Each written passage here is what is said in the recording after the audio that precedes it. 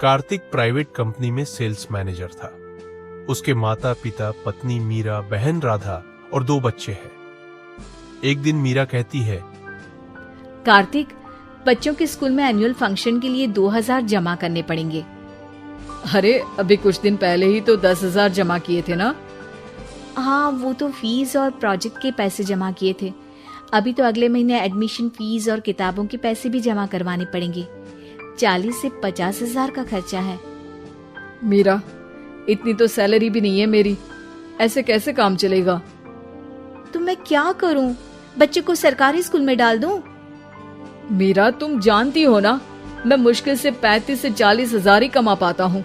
इस घर के खर्चे दिन ब दिन बढ़ते जा रहे हैं, थोड़ा कंट्रोल करो ना। क्या खाना और कपड़े पहनना भी बंद कर दूं? मैं ऐसा नहीं कह रहा हूँ मीरा। तुम जानती हो राधा का भी पोस्ट ग्रेजुएशन पूरा होने वाला है। घर के खर्चों के साथ उसकी शादी की जिम्मेदारी भी उठानी है। मेरे बच्चों की पढ़ाई से ज्यादा इम्पोर्टेंट राधा की शादी है, तो करो जो मन में आए। मैं बोझ लगती हूँ तो मैं बच्चों के साथ अपने मायके चली जाती हूँ। तुम्हारी सारी मुसीबतें ही खत्म हो जाएगी।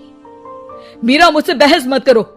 सुबह सुबह ऑफिस जाने के टाइम पर ही कलेश करके दिन मत खराब करो। इतना बोलकर कार्तिक वहां से चला जाता है। तभी, कार्तिक बेटा, ऑफिस जा रहे हो? मेरी दवाइयाँ लेते आना। और बेटा, बिजली का भी बिल 2 महीने से जमा नहीं हुआ, इसे भी आज जमा करवा देना। जी पिताजी, लाइए बिजली का बिल। 4,600 रुपए बिजली का बिल आया है।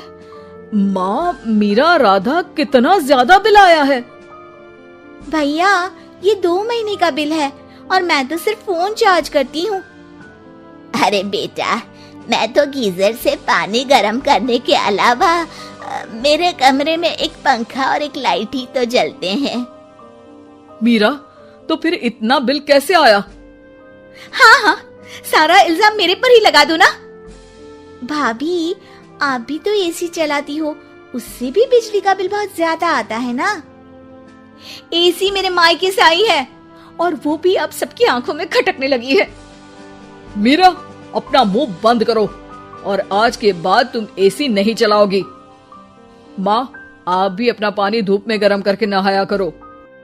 कार्तिक यह कहकर घर से ऑफिस के लिए निकल गया। घर से कुछ आगे जाते ही उसकी गाड़ी पंक्चर हो गई। कार्तिक को पंक्चर बनवाकर ऑफिस पहुंचने में लेट हो गया। बॉस ने कार्तिक को अपनी केबिन में बुलाया। अब मैं आई कम इन सर? कम इन।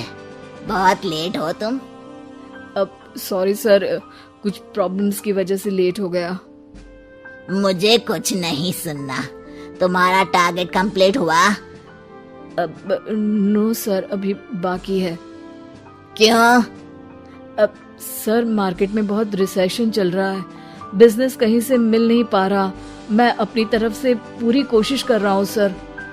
मुझे तुम्हारी कोशिश नहीं चाहिए, मुझे बिजनेस चाहिए।